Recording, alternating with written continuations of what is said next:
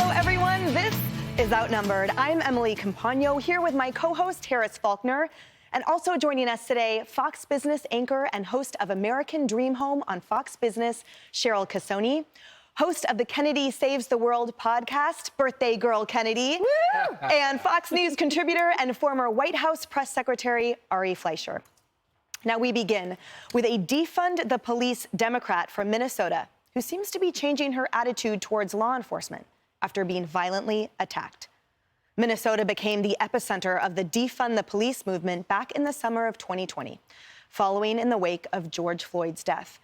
But while protests and riots rocked the city of Minneapolis, state Democrats were busy echoing calls to defund and even dismantle the police. Now, one of those loud voices was Shivanthi Sathanandan, a high-ranking official within the state's Democratic Party. Just days after George Floyd's death, she wrote on social media, quote, "We are going to dismantle the Minneapolis Police Department." Say it with me. Dismantle the Minneapolis Police Department. Sadly, this week, Sathanandan was violently carjacked by a group of 4 men. The attack left her with a broken leg, deep wounds, and bloodied face. And it all happened in her own driveway and in front of her 2 small children. She posted this bloody selfie on social media, adding, quote, "Catch these young people who are running wild, creating chaos across our city. Hold them in custody and prosecute them. Period. Look at my face. Remember me when you are thinking about supporting letting juveniles and young people out of custody to roam our streets instead of holding them accountable for their actions. Thank you to the incredible Minneapolis 4th Precinct officers." Ari, such a change of heart, and understandably, but it's a little too late for so many people that already gave their lives and already suffered violent attacks. Well, first, my heart goes out to Shivanthi. I mean, you look at the picture, you look at what she went through, what her children are going to go through. All you can do is feel tremendous sympathy. But honestly, why does it have to be about you before you can go out and protect others? Did it have to be about you being a victim of crime to realize that this happens throughout society all the time? And that you can't dismantle the police? It's those calls to dismantle the police that have led police to resign in droves, which is the core of the problem. We don't have enough police because nobody wants to be a cop anymore. So God bless her. I hope her recovery is swift. But she reaped what she sowed. Really appreciate Ari's point, Harris, about her making it about herself, because there were a lot of victims from that first moment of her calling for dismantling the police and defunding, like Oscar Lee Stewart Jr., who is also a father of children who died in a terrible arson fire. We're still waiting for charges to be filed. Where were her calls to think of his face? So when she says, "Remember my face," I'm sorry, but there's a whole lot of other faces that I think of when I think of the catastrophe that she helped create in her city. Yeah, you know, part of what we're seeing is just the shock of what she is, and it takes a lot for somebody to break the bone in your leg. I mean, that's one of the biggest in your body. So I understand that she's having a shock reaction. What I think is really lost on a wider public, though, is that enough to move anything? Because she may reflexively go right back to where she was. Those were long-held, political views that she had. And this obviously is traumatic, what's happened to her. And like Ari said, we're very sorry about this, just as a public. Our hearts go out.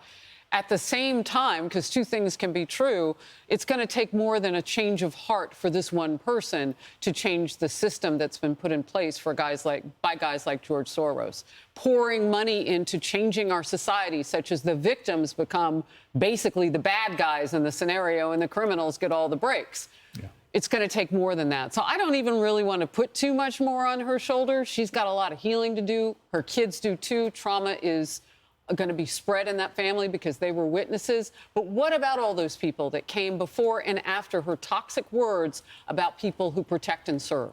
Kennedy, that's why I can't stomach what she's saying now, because the reality behind her message is that her life matters more, that her wounds mattered more than the long line of victims and deaths before her, because all of a sudden when it's her, then she changes her mind. And we're not talking about something nuanced or complicated. It's actually been quite simple the whole time. People need protection, especially those in vulnerable neighborhoods, and yet that fell on deaf ears to this ideologue for far too long. Yeah, and it's interesting because she sounds like a very conservative Republican in her latest post. And I'm with Ari. Like, I don't want to see anyone harmed, especially a mom in front of her kids. I can't imagine a more vulnerable position.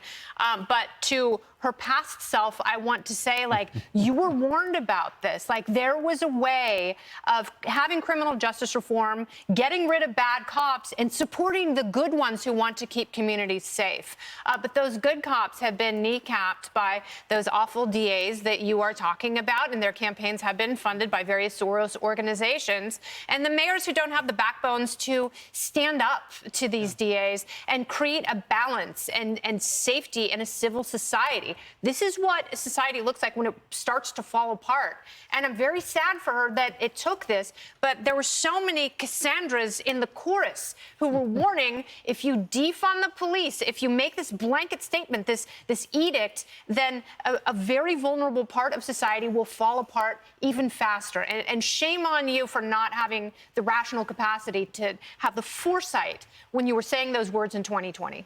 And she went on to say, Cheryl, these men knew what they were doing. I have no doubt they have done this before, yet they are still on our streets, killing mothers, giving babies psychological trauma that a lifetime of therapy cannot erase, with no hesitation and no remorse. I'm now part of the statistic. I wasn't silent when I fought these men to save my life and my babies, and I won't be silent now. We need to get illegal guns off of our streets, catch these young people who are running wild, creating chaos, and hold them in custody and prosecute them, period. It's horrible what happened to her, but it's happened to other people here in this city in particular. And it's one thing to say defund the police until you need the police. And we've seen that play out many times over and over here in New York City. In particular, well, Mayor Adams is finally coming around to the fact that, I mean, he was always protecting the police as best he could. But now the people in the Bronx, the Queens, parts of the Upper West Side that are suffering under the crime and the rotating door of criminals in and out, which is what she's talking about now. She's saying we need to get, these people need to be arrested and put in jail, not arrested and let out of jail in 20 minutes. So progressive policies sound good on a sign. They look good maybe on a website. But when reality sets in, as we have seen in the streets of New York, and remember George Floyd, those protests, that was 2020. This is 2023, and a lot has changed. You know, she sounds so much in that last quote like the old Joe Biden when he talked about super predators. And remember, you're not allowed to talk about that anymore unless you're a victim of a crime, and then you know it's the facts. Wow, and you've got this Democratic mayor here talking against the White House talking points as well.